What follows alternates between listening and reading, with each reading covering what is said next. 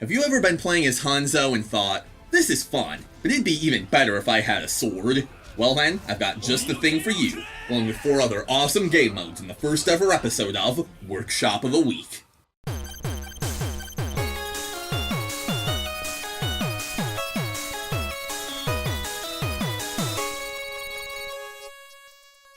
Good morrow everyone, Silvershire here, and welcome to Workshop of the Week, where I'm going to be showcasing 5 of the greatest creations of Overwatch's custom game workshop. Keep in mind that this list is only covering recent games, so as great as they are, things like Spaceship Simulator and Superhot won't appear on Workshop of the Week unless they receive significant updates. But without any further ado, let's get into this. Starting things off is a game of my own creation, Portal Gun Deathmatch. Now, I did not create the portal gun. All credit for that goes to Reddit user u/limbo, and if you want to play the original version, the code for that is BE2J7, which will also be linked in the description below.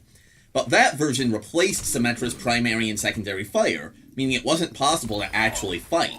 So, I changed the hero to McCree and mapped the portals to his ability buttons rather than his fire buttons. So now, you can use portal guns in a fully functional game of free-for-all deathmatch. The portals open up a lot of fun strategies. You can activate High Noon from cover and then teleport behind your opponents. You can place a portal in a safe space and then teleport there if you need a quick getaway. And you can even camp enemy portals if you want to be real cheeky about it. Plus, just like the games that inspired them, you keep your momentum when jumping through portals, meaning you can pull off some wild physics-based shenanigans. If the upcoming Splitgate is anything like this, count me in. It's High Noon. Next up is a very simple but very fun concept called The Floor is Rubber.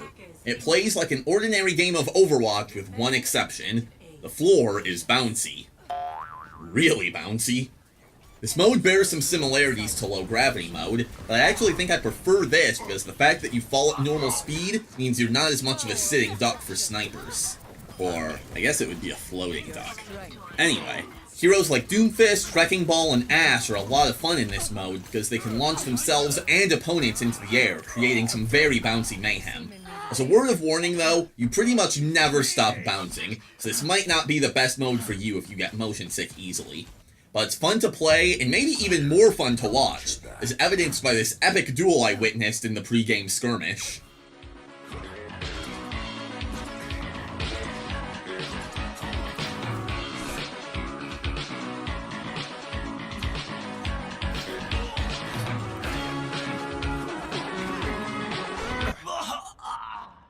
Coming in at number 3 is the mode you saw at the top of the video, Hanzo with a sword. It's another simple concept, but it's a ton of fun to play. When you use your ultimate, you transform into an ulting Genji. You have all of his abilities, including dash, double jump, and reflect. The Dragonblade is a lot scarier in this mode because Hanzo doesn't have any sort of CC to deal with it, and ulting also brings you to full health, meaning it's a better panic button than it is for Genji. The thing that I really liked about this mode, other than the fact that someone is yelling in Japanese every 5 seconds, is that Blizzard said that early in Overwatch's development, Genji and Hanzo were just one character. So it's interesting to think that this is close to the version of Genji that we almost got. It's surprisingly balanced, and I would like to see a mode where some other heroes are thrown into the mix. I did run into a couple of bugs where if you die with the Dragonblade out, you respawn in the exact same space as Hanzo just a couple of seconds later. And I actually think it's a cool concept that dying with the Dragonblade doesn't actually kill you, but I'm pretty sure it was unintentional because it was very inconsistent. This wasn't game-breaking by any means, especially because all of us were dying a lot. If you're a fan of either Shimada Bro, I highly suggest checking this out. And now I'm wondering what it would be like if Genji could use a Dragon Strike.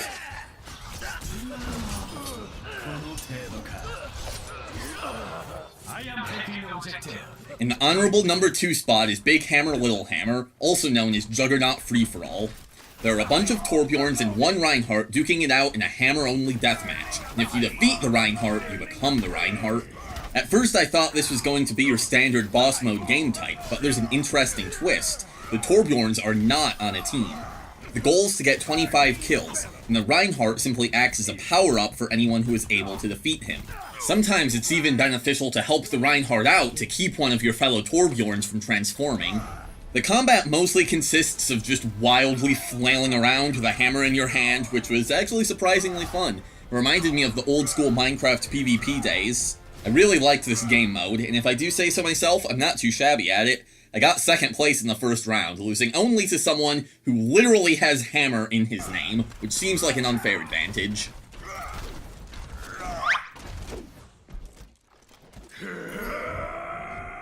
It was difficult to put the other 4 game modes in order, but number 1 is an obvious choice. The title of the first ever Workshop of the Week goes to McCree Hot Potato version 2.1. Normally this is where I would explain how the mode works, but thankfully its creator, Kevlar, saved me some work by making an awesome trailer for the 2.1 update, which you can find in the description below right next to the code for this game mode. But to summarize, it's a game of hot potato with a bullet instead of a potato. This is by far the most professional looking mode I've found in the workshop. There's a custom HUD, 2 brand new abilities with displayed cooldowns, custom messages when you die, automatic emotes, and best of all, a whole lot of maps to cycle through, because a lot of these custom modes only have 1 or 2 maps to choose from. I had an absolute blast with this game mode, and based on the fact that my lobby consistently had 10 or more players even in solo queue, it seems that everyone else liked it as well. It was hard deciding what footage to include in this video just because I had so much of it. Hot Potato is balanced, polished, and most of all, super fun. Plus, it's not half bad target practice. This is easily good enough to be added into the official arcade game rotation, but until then, I'm gonna be playing a whole lot of custom games.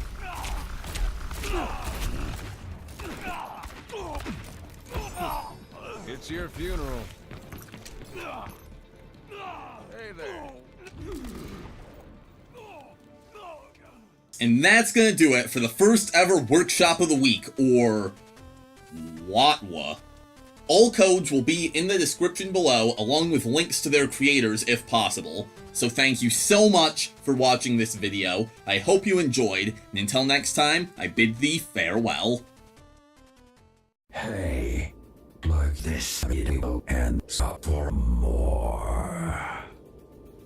Another one is in the box right here. What are you waiting for? Watch it now.